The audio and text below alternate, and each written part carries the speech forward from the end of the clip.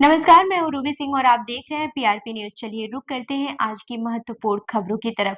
Andhra Pradesh Chhattisgarh border पर मुठभेड़ में मारे गए मोस्ट वांटेड नक्सली माड़वी हिड़मा और उसकी पत्नी राजे का अंतिम संस्कार उनके पूर्ववर्ती गांव में किया गया। इस दौरान आदिवासी अधिकारों की एक्टिविस्ट सोनी सोढ़ी हिड़मा के शव से लिपटकर रोती नजर आई और उन्होंने शव पर काली पैंट और शर्ट डालकर उनका सम्मान किया। ये घटना सोशल मीडिया और मीडिया रिपोर्ट्स में तेजी से चर्चा का विषय बना।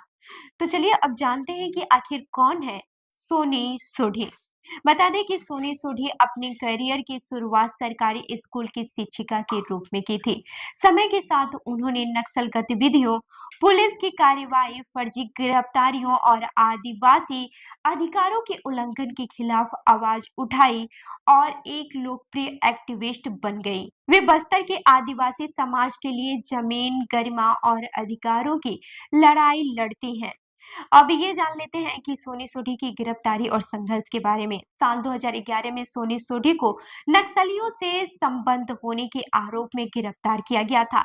जेल में उनके साथ अमानवीय बर्ताव और शारीरिक यातना की शिकायतें भी आई, जिन्हें मेडिकल रिपोर्टों ने भी पुष्टि की। यह मामला राष्ट्रीय और अंतर्राष्ट्रीय स्तर पर चर्चा में रहा। अब इनकी राजनीतिक गतिविधियों के बारे में जान लेते हैं। साल 2014 में रिहाई के बाद से सोनी सोढ़ी ने आदिवासी अधिकारों की मुहिम शुरू की।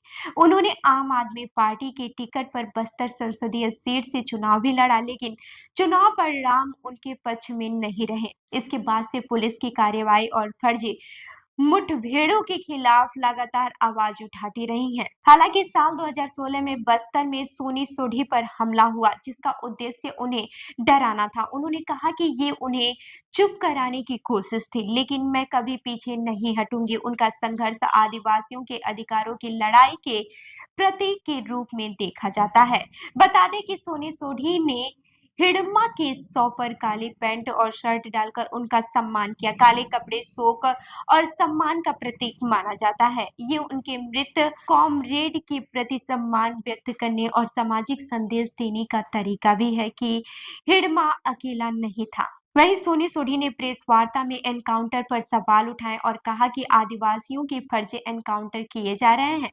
उन्होंने बताया कि सीसीएम रामचंद्र रेड्डी और कोसा दादा का भी फर्जी एनकाउंटर किया गया। उनका कहना है कि नक्सलवाद कभी खत्म नहीं होगा और वास्तविक समस्याओं का समाधान शांति और न्याय के माध्यम से होना चाहिए। इस पूरी घटना ने आदिवासी अधिकारों, पुलिस कार्रवाई और नक्सलियों के मुद्दे पर फिर से समाज और मीडिया में बहस को जन्म दिया है। सोनी सोढ़ी का कदम उनके संघर्ष और आदिवासी समाज के प्रति उनकी प्रतिबद्धता को उजागर करता है।